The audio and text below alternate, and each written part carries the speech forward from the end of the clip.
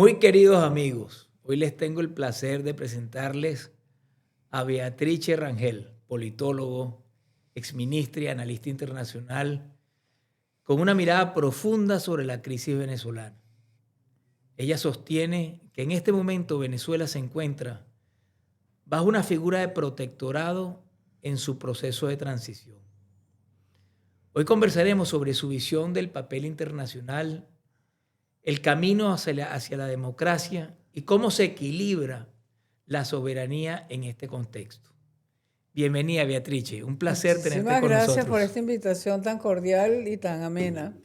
Sí, señor. Mira, Beatrice, realmente me ha llamado mucho la atención y por eso creo que ha sido pertinente invitarte a que nos expliques un poco un tema que has lanzado tú a la opinión pública y que algunos quizás no lo comprenden bien. ¿En qué consiste esto de que Venezuela ha pasado a ser un protectorado de los Estados Unidos? Mira, la figura del protectorado tiene orígenes en la Edad Media, cuando los señores feudales de los feudos que tenían muchísimos recursos tomaban a los feudos menores y los administraban. Les conducían sus relaciones con el resto del mundo y los dejaban que ellos organizaran su vida diaria. Posteriormente, antes de que estallara la Primera Guerra Mundial, en el periodo imperial de Europa, estaba el Imperio Alemán, estaba el austríaco, estaba el Imperio el británico, estaba el francés. La figura esta del protectorado que venía de la Edad Media se incluyó en el derecho internacional con sus reglas, las reglas que tiene el Estado protector para el Estado protegido. Y empezó a formar parte de una especie de funcionamiento del sistema internacional. Sí, empezó a formar parte del funcionamiento del sistema internacional y cada una de las potencias imperiales tenía protectorados. Hong Kong, por ejemplo, fue el último de los protectorados de esa época, porque era Es del verdad, Imperio Británico. correcto. Pero después de la Segunda Guerra Mundial empezó a nacer el anticolonialismo, y el anticolonialismo acabó con la figura de los protectorados. Sin embargo, Japón, este Japón moderno, pujante, dinámico, innovador que conocemos, Ujú. fue un protectorado de Estados Unidos. ¿Y cómo Es- funcionó ese protectorado bueno, el en general aquel segundo? Marshall, que era el que estaba Ujú, encargado, ujú. él tenía potestad para decidir sobre la conducción de las relaciones internacionales de Japón. Y los japoneses manejaban todo lo que era la política doméstica, pero la defensa y las relaciones internacionales las manejaba Estados Unidos a través del general Marshall. Y esto se debe porque Japón no se rendía Como Japón no en la se Segunda Guerra rindió Mundial. en su rendición, se incorporó esto, la necesidad de Japón ser parte de un protectorado. Alemania, después de la Segunda Guerra Mundial, se creó un protectorado, pero ya no de un país, sino de las potencias vencedoras en la Segunda Guerra Mundial, que eran Inglaterra, bueno, realmente eran Estados Unidos y la Unión Soviética, porque Cada fueron. una con una parte de... Claro, y entonces cada uno con una parte, pero Estados Unidos muy inteligentemente incorporó al cuadro este de las potencias vencedoras en la Segunda Guerra Mundial a Francia, que Francia había sido ocupada y se había rendido, y a Inglaterra, que fue la que dio la pelea. Entonces, entre Estados Unidos, Inglaterra y la Unión Soviética fueron realmente las potencias que se le enfrentaron al nazismo, pero incluyeron a Francia para hacerlo como más democráticamente europeo. Ok. Y este, Alemania estuvo bajo régimen de protección durante, a ver, desde el año 45 hasta casi los años 60, finales de la década de los 50.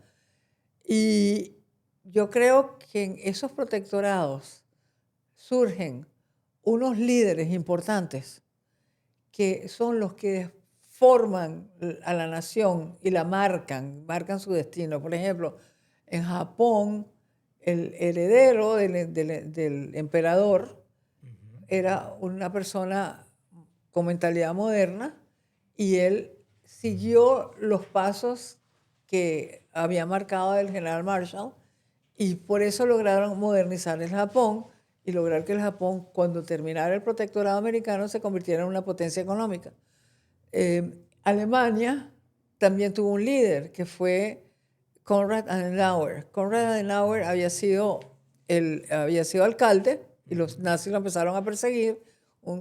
Y cuando viene la ocupación de Alemania por las potencias vencedoras, deciden al final que tienen que tener un administrador alemán, y después de los juicios de Nuremberg y todo aquello, y entonces el administrador que consiguen mejor era a Konrad Adenauer, y lo nombran, y gracias a él Alemania existe, porque el plan era partir a Alemania en 4 pedazos, y un pedazo se lo llevaba a Francia, el otro pedazo se lo llevaba a Inglaterra, y el otro pedazo se lo llevaban la Unión Soviética. Y había una especie de protectorado americano que también permanecería allí. Pero gracias a Konrad Adenauer, Alemania puede remontarse sobre aquella tragedia inmensa que le ocurrió a ese país con el nazismo, y mantener su integridad territorial y su integridad como nación. Entonces yo creo que los protectorados primero han existido. Yo no creo que los protectorados sean algo maléfico como mucha gente piensa, o algo. Yo creo que son la manera como la comunidad internacional resuelve problemas graves. ¿Cuáles son esos problemas? Problemas graves de convivencia del sistema internacional. ¿Cuáles son esos problemas graves? Cuando tú tienes un régimen que es un régimen depredador y genocida, como fue el caso de la Alemania nazi y fue el caso de Venezuela.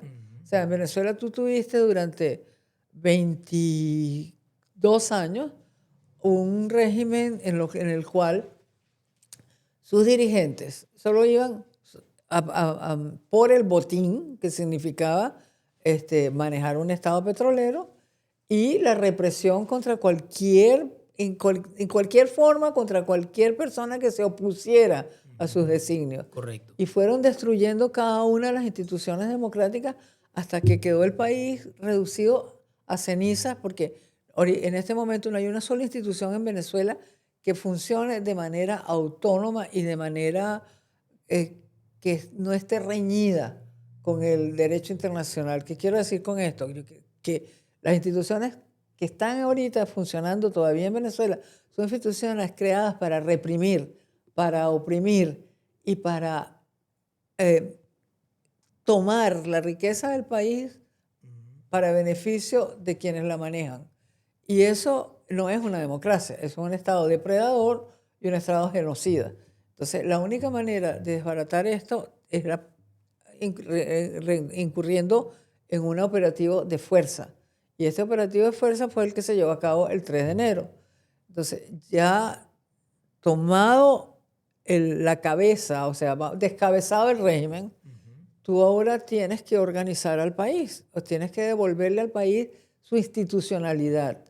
Y eso es un proceso lento y complicado. Y no cuentas, o sea, cuentas con la mayoría de la población que está de acuerdo, que ha sufrido 3 décadas casi de depredación por parte de esta gente, donde ha perdido a sus hijos, porque 8 millones de personas están fuera de Venezuela, han perdido su dinero, han perdido sus ahorros, han perdido absolutamente todo. Entonces, esa gente quiere un cambio, quiere instituciones democráticas que funcionen para y por el pueblo, que no son las que están ahí. Las que están ahí son, repito, depredadoras y genocidas. Entonces, desmontar eso es un proceso que puede durar 10 años fácilmente. Y yo entiendo por qué entonces Estados Unidos haya recurrido a la figura de un protectorado. Es decir, cuando el presidente Trump dijo, nosotros estamos gestionando Venezuela, él lo que estaba diciendo era, hemos tomado posesión del país para poder organizar las cosas, y en el momento en que estén bien, pues devolverle a Venezuela lo que es esencial, que es el ejercicio de la autodeterminación. Porque, entre otras cosas, el régimen venezolano había confiscado la autodeterminación de los venezolanos. Es correcto, sí. Ahora, yo entendía la figura de protectorado básicamente como dos áreas fundamentales, que es el área de la política exterior y el área de la política de seguridad. Sin embargo, en este caso, eh, Estados Unidos ha anunciado la gestión casi que completa sobre diferentes áreas distintas a lo que es el protectorado tradicional. ¿Quién manda en Venezuela entonces? Mira, vamos a decir, las estructuras del régimen están ahí todas, todavía. Pero aquí en los Estados Unidos hay una expresión divina que dice el poder de la billetera, que es the power of the purse, como dicen que la Constitución americana se la da al Congreso. El poder de la billetera se lo da al Congreso de los Estados Unidos. Entonces, el poder de la billetera lo tiene Estados Unidos. ¿Por qué? Porque controla todo lo que es el comercio internacional. Es decir, la industria petrolera venezolana con sanciones no sobrevive.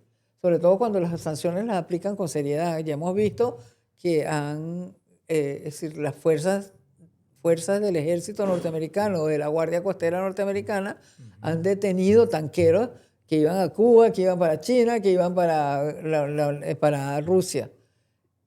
Eso es una observancia rígida y seria de las sanciones. Pues eso es lo que dicen las sanciones. Esos tanqueros no pueden ir para ninguna parte porque la PDVSA está sancionada. Entonces, para levantar esas sanciones hay que asegurarse que no es PDVSA la que está manejando.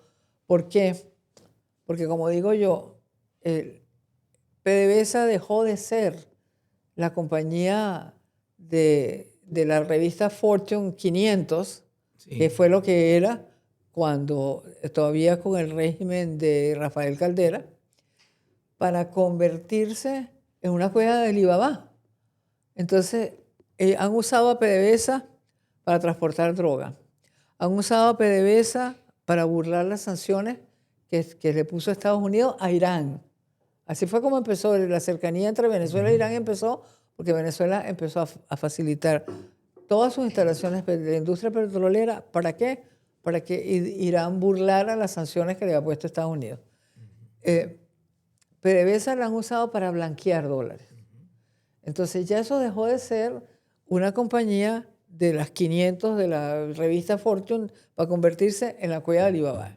Y entonces desbaratar eso significa que tú tienes de alguna manera que controlar el comercio con Venezuela, lo que sale y lo que entra. Y efectivamente, ¿cómo se va a hacer eso? Bueno, quitándole el rol a PDVSA y dándoselo a las compañías americanas. Y eso, obviamente, lo tiene que hacer Estados Unidos. Eso no lo va a hacer la señora Delcy Rodríguez. Y entiendo que el dinero que se está recaudando por la venta de petróleo, que la controla Estados Unidos, está siendo depositado en otro lado y de allí salen los recursos para ir levantando las condiciones de vida de Venezuela. Sí, bueno, sí. La razón por la cual se abre una cuenta fuera, inclusive, del circuito financiero de los Estados Unidos, porque creo que se abrió en Qatar, sí, es porque, dada la responsabilidad con que se ha comportado el régimen de Venezuela en los últimos 25 años, hay una cantidad, no sé qué tan grande, de denuncias por deudas que tiene PDVSA con una cantidad de compañías en los Estados Unidos. Esa deuda de PDVSA la han comprado unos fondos de inversión.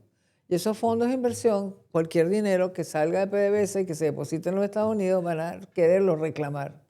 Y como Estados Unidos quiere usar que esos fondos se usen para dos funciones. Una es mejorarle el estándar de vida a la gente. Y dos, facilitar la recuperación rápida de la industria petrolera como medio para lograr el primer objetivo. Entonces, si tú estás haciendo eso, no puedes darle la administración a una gente que lo que ha hecho durante 25 años... Repartir el botín. Claro, lo que ha hecho es poliar a Venezuela. Entonces, pues esa es la razón. Yo creo que Sí, es un protectorado, pero es un protectorado del siglo XXI. Tú has hablado de que es un protectorado moderno. Exacto. ¿Por qué es moderno? Porque es moderno. Porque fíjate, antes, cuando los protectorados nacían de una ocupación militar. Hoy en día nacen de el manejo de los instrumentos internacionales que hacen inviable un sistema económico si tú usas esos instrumentos en contra de, de un país dado. Eso me refiero al régimen de sanciones. Hoy, la tecnología ha creado unas facilidades para ocupar naciones que no existían antes. Por ejemplo, Venezuela, volvemos a Venezuela. A Venezuela la controlaban los cubanos, no Con con un un cable ejército, con submarino. un cable submarino. Ajá. Pues a través de ese cable submarino se metieron en las notarías, se metieron en todo el sistema de identidad de los venezolanos, se metieron en los sistemas de administración del Estado venezolano y en el Banco Central. Y ya con eso Cuba decidía lo que iba a pasar en Venezuela. ¿Ese cable submarino sigue conectado Sigue, o sí sigue conectado? sí sigue conectado. ¿Y cómo hacemos entonces?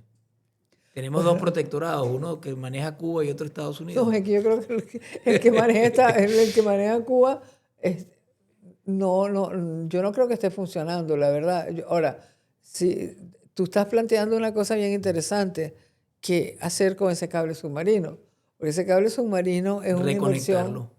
Reconectarlo, exacto. Con Estados Unidos Lo ahora. puedes reconectar, no solamente con Estados Unidos, sino Venezuela tiene unos mercados naturales ahí en todo el Caribe. Reconéctalo con el Caribe y ponte a vender cosas venezolanas que puedes, ¿sabes? Puedes todo lo que es la producción agrícola, porque estos son países, los del Caribe, que no tienen posibilidad ninguna de agricultura. Tienen que comprar absolutamente todo o en Estados Unidos o en cualquiera de los países de América Latina. Si tú te pones con un programa interesante y te conectas a través de ese cable, estás usando el cable para una función recuperación espectacular, del país, sí. que es ganarle mercados a Venezuela. Correcto.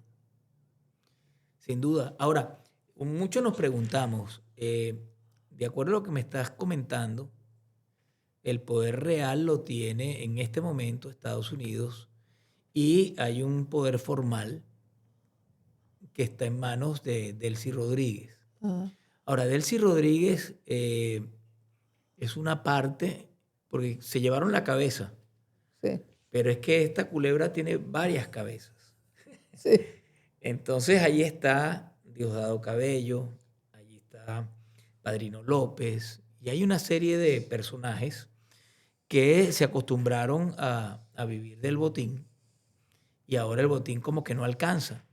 No, el botín no existe ahora. Ahora no existe. Entonces, Ahora ¿ahora qué ellos está van a pasando? tener que vivir Explícanos qué está pasando allí. Ellos van a tener que hacer algo que no han hecho en 20 años, que es vivir del sueldo que pagan como funcionarios del gobierno los que son funcionarios, como es el caso de Padrino y de Delcy.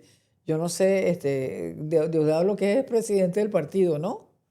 O tiene un cargo. Bueno, y era ministro, creo. No sé si lo han Bueno, quitado.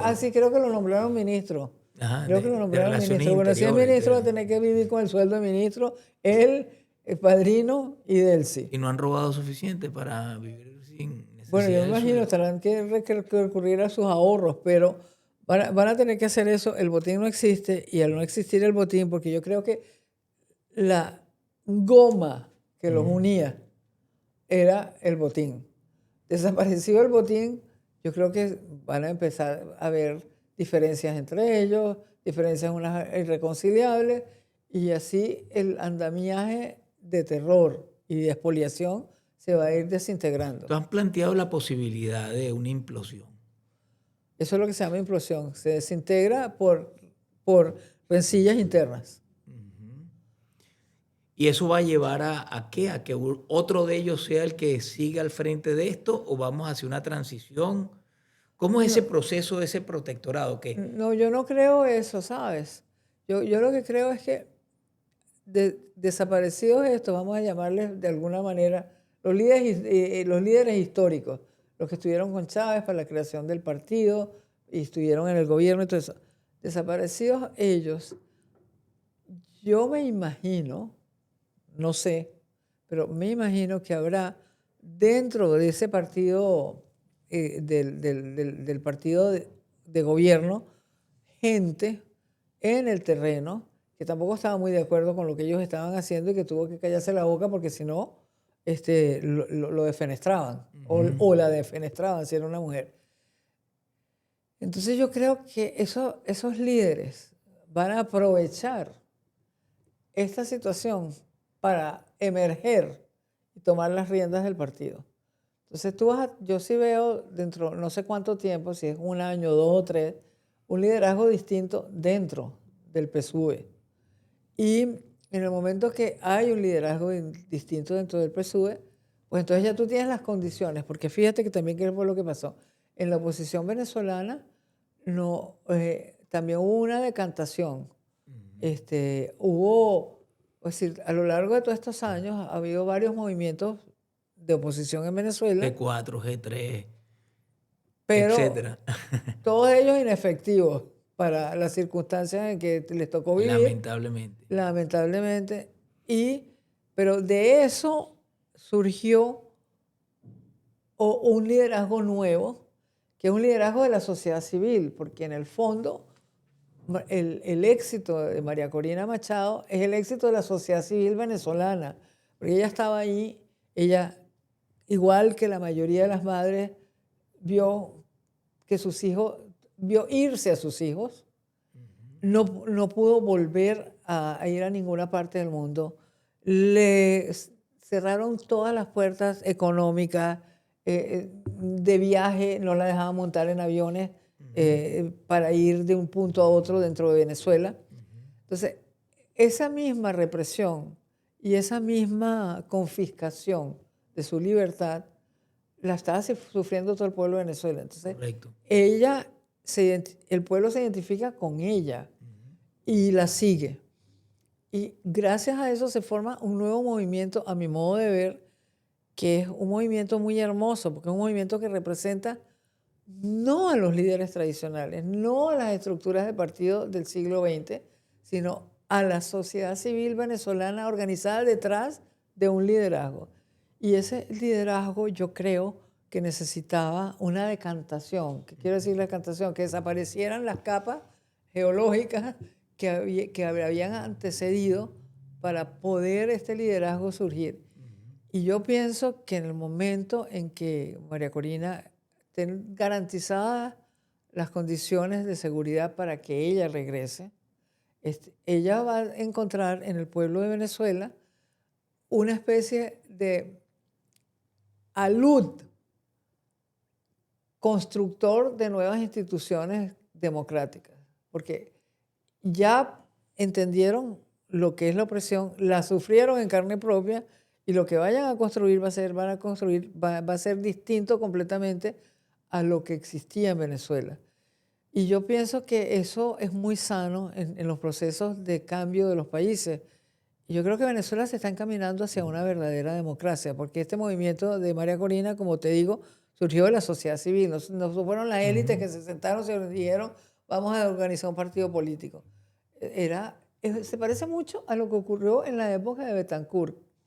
O sea, ese liderazgo que surgió, que fue el que creó el proceso de democracia que duró 40 años, ellos representaban una nueva sociedad civil venezolana, porque hasta la muerte de Gómez, Venezuela era una Venezuela rural.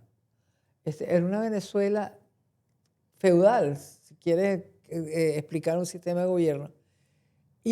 Pero el petróleo, a partir de 1914, había empezado a cambiar todo lo que era la faz de la economía.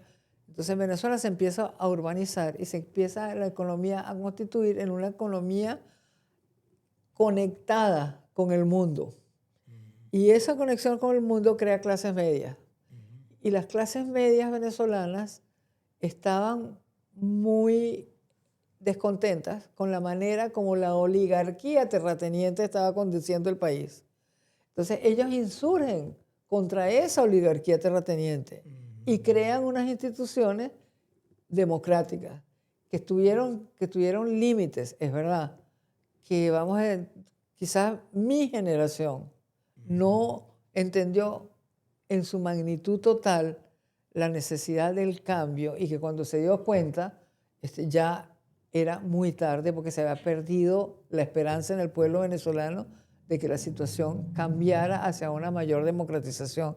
Se intentó, por ejemplo, en el gobierno del presidente Pérez, cuando se decidió que los gobernadores y los alcaldes los tenían que elegir las comunidades y no decidirlos desde Miraflores, que era un disparate. Correcto. Entonces, eso se logró abrir una ventana, pero es que el caudal que venía de descontento era tan grande que con esa ventana no era suficiente. No podrías bloquear ese río Exacto. porque se te desbordaba y te Claro. inundabas. Ahora, ya vamos a regresar al punto pero me parece bien novedoso lo que has incorporado en esta conversación, porque la depuración que hablas de la oposición ha sido bien interesante, porque quienes no asumieron su rol fueron desplazados por la sociedad civil.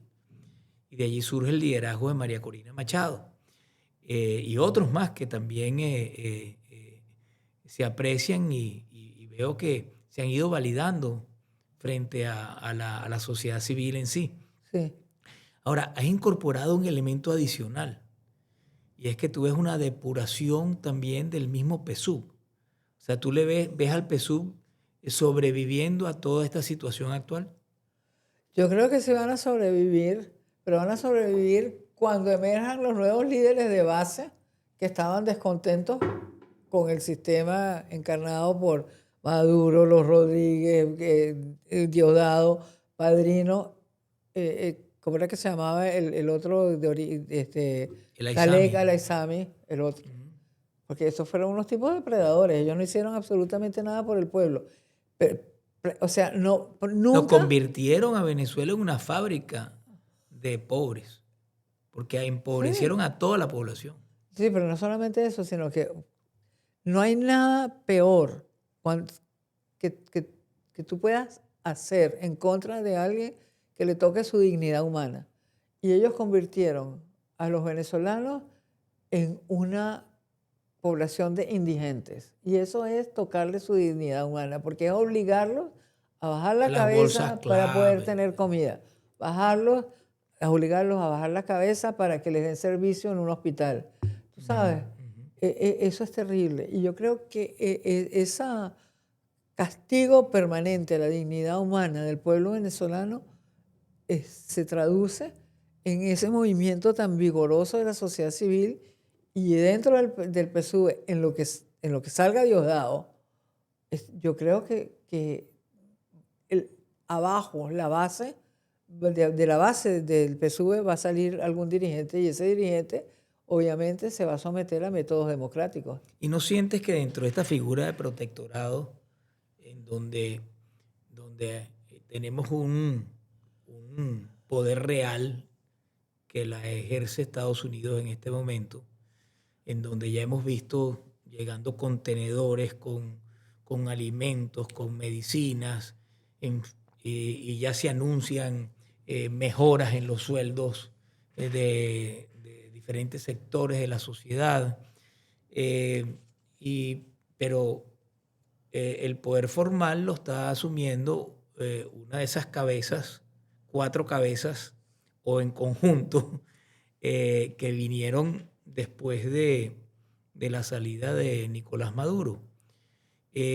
¿No podría todo esto estar validando o confundiendo a una población que de pronto, cuando empiece a sentir algunos cambios, no va a decir es porque Estados Unidos está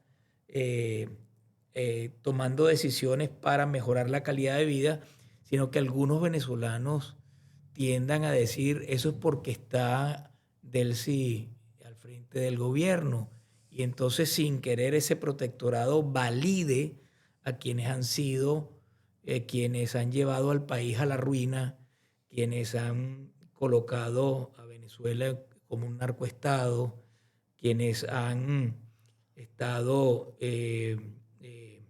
comercializando con el petróleo y utilizándolo como herramienta política en contra de la voluntad popular de otros países.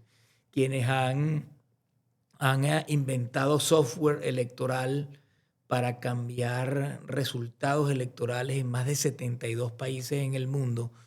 Todo esto no podría estar, en lugar de generando una implosión, como es lo que debería ocurrir, pudiéramos estar corriendo el riesgo de que se validen ante un pueblo que los ha rechazado, pero que de pronto ven un cambio y no saben a quién asignarle esa responsabilidad. No, yo no creo. Yo creo que el pueblo venezolano claramente ve que el cambio lo hizo Estados Unidos. Mira, yo me impresioné muchísimo con los resultados de muchas encuestas que han hecho. Bueno, yo debo decir en primer lugar que desconfío muchísimo de todas las encuestas que se hacen en Venezuela, porque los sistemas para llegarle a la gente, sobre todo, o sea, para retratar el corazón de los estratos D y E, tú tienes que sentarte con ellos, hablar directamente casi.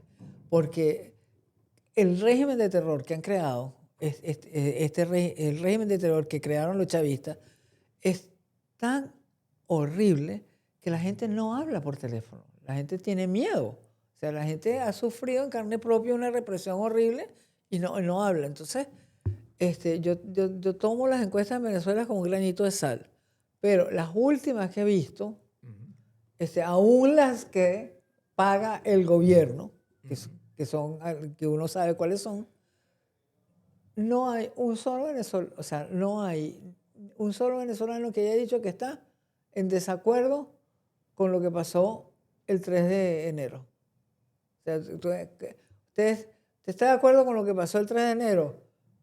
El 92% de la gente, y los otros no saben y no contestan. Pero es decir, todos los venezolanos, aún la gente que le tiene cierta animadversión a los Estados Unidos, por cultura, por educación, por visión del mundo, lo que sea, piensa que no había otra manera de liberar al país que lo que hizo Estados Unidos. Y siendo eso así, la gente sabe que lo que está haciendo Delcy ahorita no lo está haciendo porque a ella se le ocurre, sino que lo está haciendo porque Estados Unidos, ella es simplemente un instrumento de Estados Unidos. Y el día que venga un desencuentro entre ella y Estados Unidos, yo creo que la gente va a estar más de acuerdo con Estados Unidos que con Delcy. Sobre todo si la situación empieza a mejorar de una manera tangible. ¿Por qué? Yo creo que eso va a pasar. ¿Por qué? Porque yo veo que ya casi que mañana viene una dolarización del país.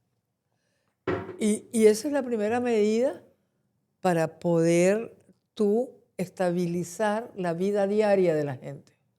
Porque como está la situación ahorita, ellos juegan con el modelo cambiario, se quedan ellos con la plata y le dan al pueblo lo que queda. Y lo que queda son migajas. Exactamente, esa es la palabra. Entonces, al dolarizar no van a poder, porque para empezar no van a poder emitir moneda, salvo, es el Departamento del Tesoro de Estados Unidos el que va a emitir la moneda. Fíjate la estabilidad y fíjate que la dolarización ha sido un elemento de estabilización de muchísimos países. En el Ecuador. Mire, yo estuve el año pasado en el Ecuador y yo he estado varias veces a lo largo de mi vida en ese país. Y a mí lo que más me impresionó fue la cantidad de clase media que ese país está creando alrededor del comercio internacional, el comercio de frutas, el comercio de flores, el comercio de telas, o sea, las telas esas que usan los grandes diseñadores para muebles carísimos, la están haciendo en Ecuador. Y la están haciendo en los telares tradicionales de ellos, pero mejorados mecánicamente y con computadora para que sean más eficientes y puedan producir más. Entonces, lo mismo en El Salvador. Son los dos países de América Latina que han dolarizado. Venezuela, para empezar, está dolarizada desde hace rato, porque nadie compra ni vende nada si no es en dólares, porque en bolívares ni siquiera sabes, en la mañana valen una cosa y en la tarde valen otra. Entonces, no sabes a qué horas vas a vender. Y total, yo creo que con la dolarización, por lo menos la situación económica se empiece a estabilizar.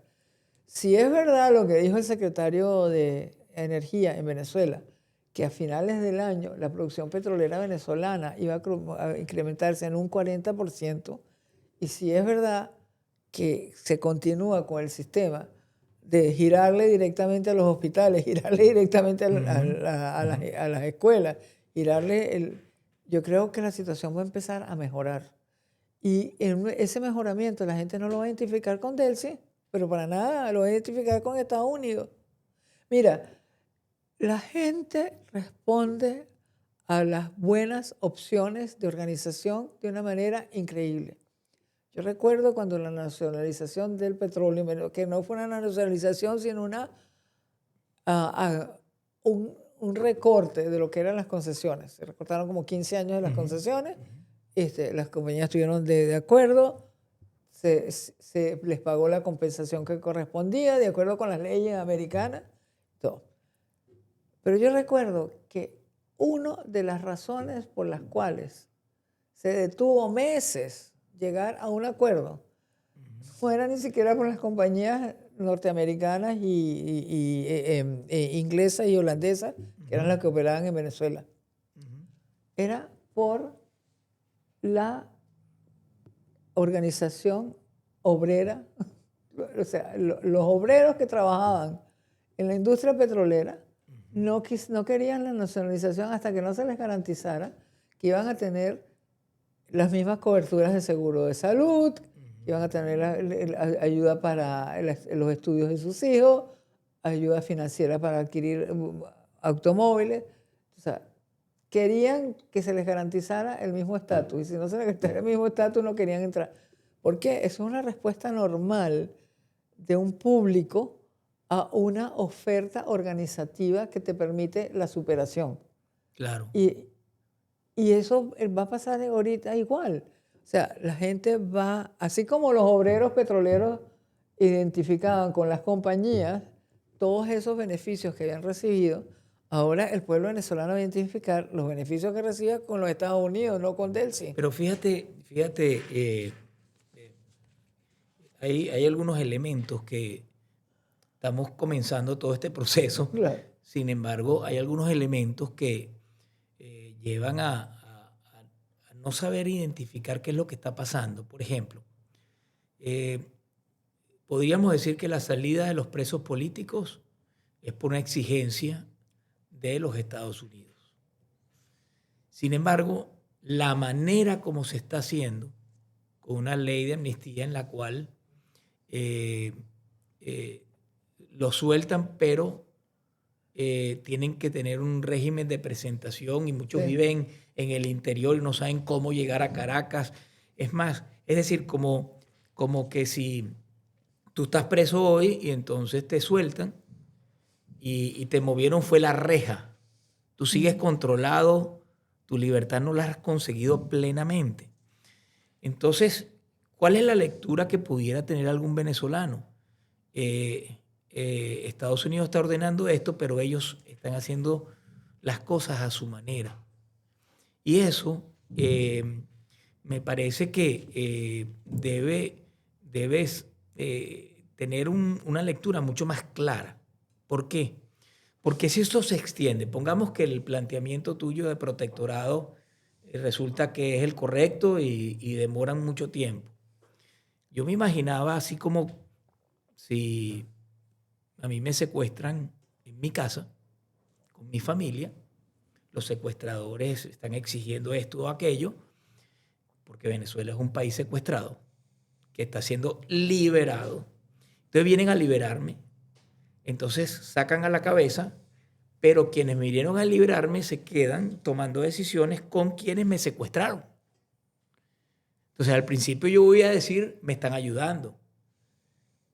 Pero si esa liberación comienza a durar mucho, yo tendría la posibilidad de comenzar a pensar, caramba, ¿será que son cómplices? Entonces, ¿no crees que Estados Unidos debe cuidar el que en ningún momento se vea, cambie la impresión de ser un país liberador, como siempre lo ha sido, porque esta es una gran nación, a que de pronto, como demoran tanto, por eso te hablé del proceso de transición, si el demorar tanto pueda afectar el cómo ve al pueblo venezolano todo esto que está ocurriendo. Mira, yo pienso que si bien es cierto que si el tema de las libertades, de devolverle al pueblo venezolano sus libertades plenas, se retarda mucho, puede crear ese inconveniente que tú estás señalando. Lo que yo siento es que, mira, Estados Unidos, ¿por qué asume la tutela, vamos a decir, de Venezuela? Porque no quería dos cosas.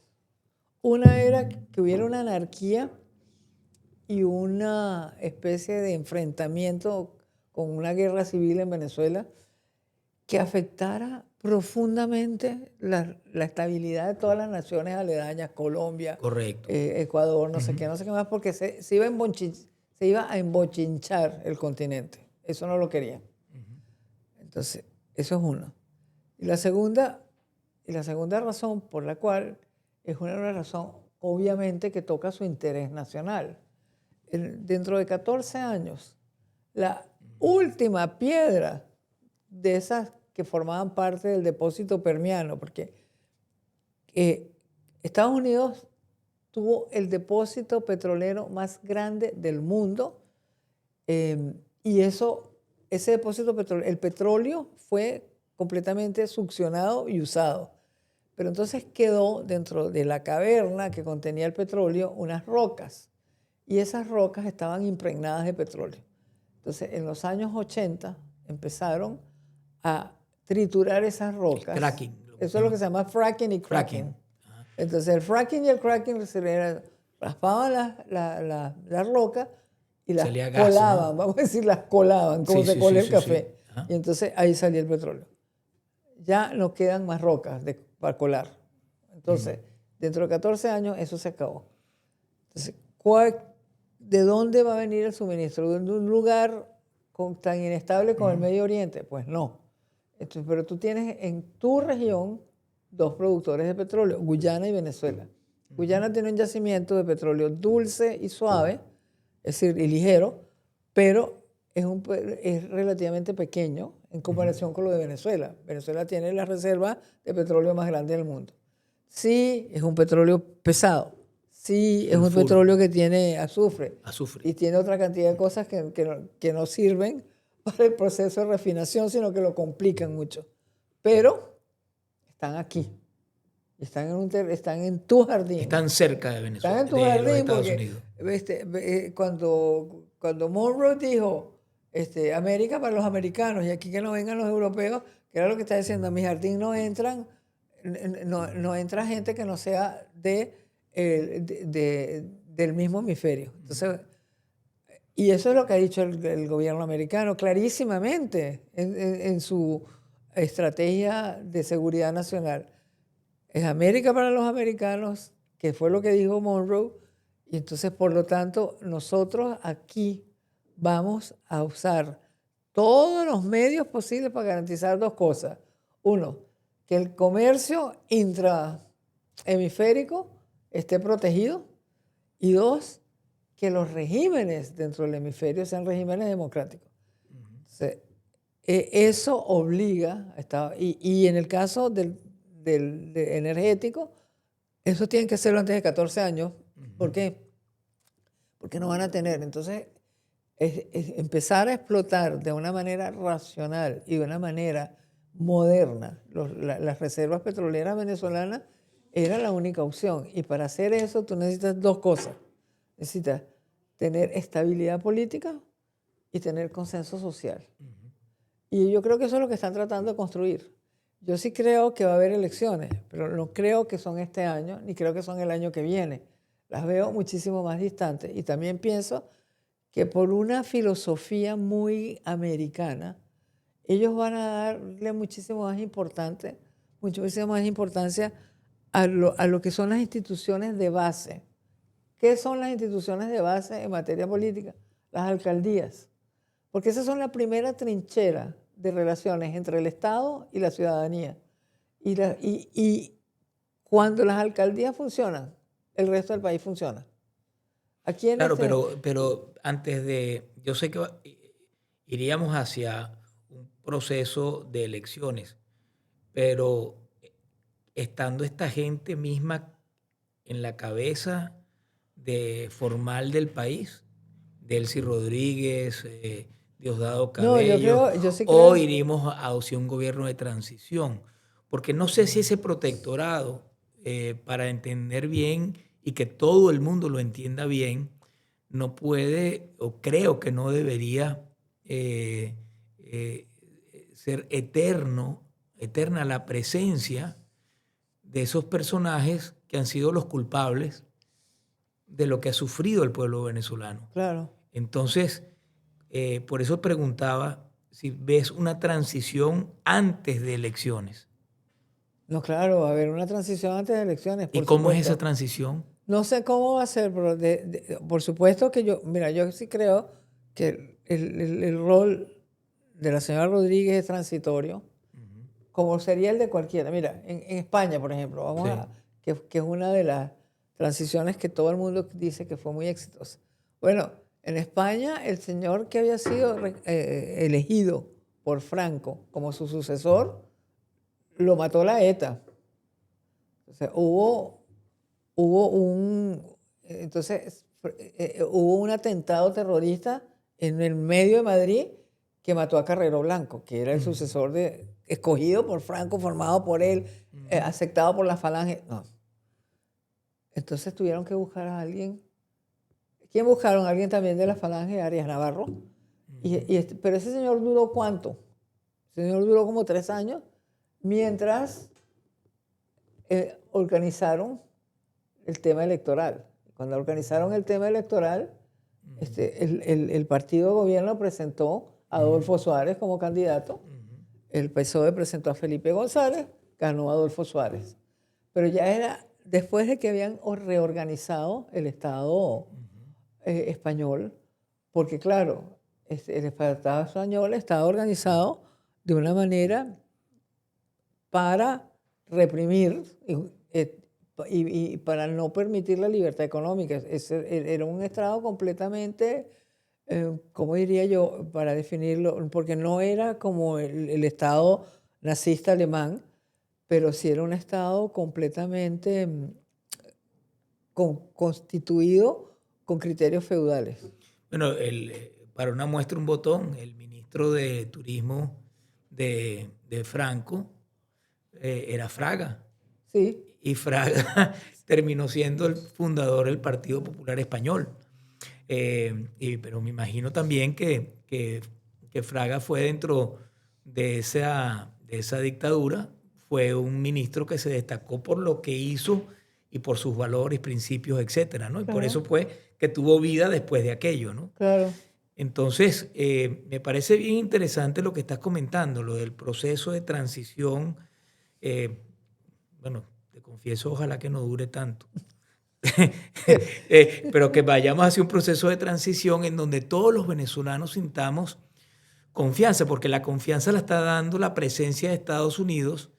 Sin embargo, la dignidad venezolana quisiera ver que personas con valores, con principios, estén al frente de todo ese proceso para entonces abrirle camino a elecciones. Ahora tú ves elecciones primero municipales, regionales y finalmente las nacionales. Yo no sé si van a hacerlo así. Yo lo que digo es que desde el punto de vista institucional, de mantenimiento o renacimiento de la democracia venezolana, pienso que se le da muchísima importancia a los municipios. Pero es que además es como dicen en Estados Unidos, es un no-brainer. Si tú vas a desarrollar los campos petroleros que están o si tú vas a desarrollar los depósitos petroleros que están en la faja del Orinoco, tú vas a tener que construir nuevas carreteras, vas a tener que Claro. montar ciudades ahí, Ujú. como no vas a regresar al esquema de los campos petroleros, porque estamos en el siglo XXI, no estamos en el siglo XX, a comienzo del siglo XX. Entonces, ¿eso quién define todas esas cosas? Los municipios. Los municipios son los que te dicen por aquí van las calles, allá van las plazas, por aquí va las alcantarillas, todo eso. Eso es una organización de ese tipo. O sea, el desarrollo la revitalización económica pasa por la revitalización de la institucionalidad democrática. Y la institucionalidad democrática empieza en los municipios, no empieza en Miraflores. Ahora, la institucionalidad democrática, la democracia se basa en la presencia de partidos. Entonces, ¿qué le recomendarías tú a los partidos políticos para que se renueven y hagan las cosas mejor en esta oportunidad? Yo lo que diría era que, mira, toda esa ensalada de letras que tenemos del siglo XX hay que descartarla. COPEI no le dice nada a las nuevas generaciones. Acción Democrática muchísimo menos. Entonces, es muchísimo menos porque, bueno, ya estamos viendo inclusive la gente cercana a Acción Democrática lo que está haciendo cercanos a Epstein, una cantidad de cosas insólitas. Increíble. Insólitas. Entonces, bueno, habría que ver a la sociedad civil y ver cómo ella se está organizando. Y entonces apoyar esa organización espontánea de la sociedad civil para que esa sea la vertiente de los nuevos partidos.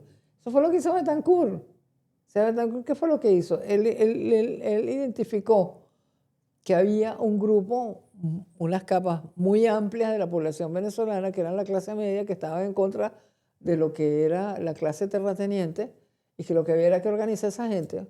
Y las organizaron, y entonces desde su óptica él lo organizó, vamos a decir que fue centro-izquierda, y después Caldera lo organizó lo que era la centro-derecha, porque no van a tener la misma opinión toda la gente, y lograron crear. Pero entonces ese ejercicio hay que hacerlo de nuevo, borrar todo lo que pasó antes y empezar de nuevo, porque esta sociedad civil que está ahí en Venezuela es completamente distinta a la sociedad civil que le tocó a Betancourt. La que le tocó a Betancourt era una sociedad civil de un país en auge. Este es un país quebrado no solamente materialmente, sino espiritual y moralmente. Ahora, ese llamado que haces tú es un llamado a los venezolanos de buena voluntad, de buenos principios, a los venezolanos comprometidos con ese nuevo país que hay que construir. Y me recordaste una frase de mi padre, Enrique Salas Romer. Él siempre ha utilizado una chaqueta negra y una camisa blanca. Y dice, entre mi chaqueta negra y mi camisa blanca, cabe el arco iris completo de los hombres y mujeres de buena voluntad. Quizás ese es el llamado que hay que hacer, el llamar a los mejores venezolanos y acabar con ese exceso de fanatismo que a veces impregna a los partidos políticos y tienden a sacar del juego a gente buena y que pueda aportar mucho. Ahora, esa misma pregunta para Venezuela, quisiera hacértela para Latinoamérica y para el continente. ¿Qué debe el continente aprender de lo que ha ocurrido en Venezuela? Pero lo primero que hay que aprender es que el tema de la pobreza lo tienes que atender. O sea, eso no es un problema moral. El problema es la pobreza representa una pérdida económica gigantesca. Entonces tú vas a tener una economía en muletas mientras tengas pobreza. Pero además, mientras tú tengas pobreza, no vas a poder lograr que tu economía tenga la gasolina que necesita para funcionar. ¿Por qué? Porque la gasolina de toda economía vibrante y exitosa es la clase media. Entonces, en la medida que tú tienes un hogar que una vez que ha cubierto todas sus necesidades de vivienda, de salud, de transporte, de educación, le quedan todavía el 20% de sus ingresos para gastos discrecionales, vacaciones, otro nuevo curso, un segundo carro, lo que sea. Eso no es gasto, eso es gasolina para la economía. Entonces, en la medida que tú tengas una clase media que va creciendo, tu economía va creciendo al mismo ritmo y entonces tú vas a tener una cosa además muy importante, que es lo que yo llamo la gasolina democrática. Ajá. ¿Por qué? Porque todo ser humano aspira a que sus hijos vivan mejor que ellos. Entonces, cuando ellos ven que hay progreso, ellos se adhieren al sistema que sea. Eso es lo que ha pasado aquí en este país, es lo que está pasando en China. Los chinos entendieron eso, lo entendieron cuando tuvieron la hambruna tremenda, que Deng Xiaoping es enviado por Zhou Enlai a hablar con Lee Kuan Yew, que era el creador de Singapur. Lo manda y le dice, bueno, ya Singapur estaba despegando y ellos estaban en una pobreza, en una hambruna que se murieron, creo que fueron como 16 millones de chinos o más. Y resulta que Lee Kuan Yew les dice, no, ustedes no pueden, tienen que dejar que cada uno de los chinos pueda aspirar a tener un mundo mejor. Entonces la libertad económica no se las pueden conculcar, los tienen que dejar que ellos busquen su prosperidad. Y eso no lo pueden lograr si no tienen libertad económica. Entonces, bueno, los chinos entendieron eso, tienen 400 millones de gente en este momento que son clase media y tienen la meta que antes de que termine este siglo llegar a 800. Yo creo que no lo van a llegar porque la economía de ellos se está ralentizando. Pero si llegan a 600, nada más. Sí. Es la economía más grande del mundo con la mayor gasolina del mundo. Bueno, Beatrice, realmente yo te agradezco muchísimo esta oportunidad de conocer este planteamiento tan original, pero al mismo tiempo sobre algo que viene pasando a través de la historia y que muchos no nos estábamos paseando por esa posibilidad del protectorado. ¿Quisieras decir algo más en el programa? No, mira, yo quisiera agradecerte a ti lo que estás haciendo, porque yo creo que trayendo opiniones distintas a las establecidas y creo que trayendo, sobre todo, no me cuento yo en ese grupo, pero sí creo que has traído una cantidad de venezolanos que se han logrado reinventar y que han hecho aportes importantísimos a este país. Porque cuando tú logras eso en este país, lo logras en cualquier parte del mundo. Y yo creo que eso es una savia muy importante para inyectarle a Venezuela en este momento de su historia. Elevar la autoestima y sentirnos siempre como que nuestro país se encuentra en aquel sitio en donde nos encontremos y que ojalá que pronto nos encontremos todos en Venezuela y reconstruyéndola. Quisiera finalizar el programa, queridos amigos, diciéndoles lo siguiente. En el continente americano se han vivido 4 protectorados muy largos, uno en Panamá, otro en República Dominicana, otro en Haití, otro en Nicaragua, con más de uno entre 19 y 33 años de protectorado. Nosotros, los venezolanos, en este planteamiento que nos trae Beatrice Rangel, esperamos que el protectorado del que ella habla dure muy poco y que a través de una transición y posteriormente la apertura hacia una democracia, puedan nuestros hijos poder tener una mucho mejor democracia y una mucho mejor realidad de la que nosotros hemos tenido. Reciban un fuerte abrazo y nos vemos en el próximo episodio.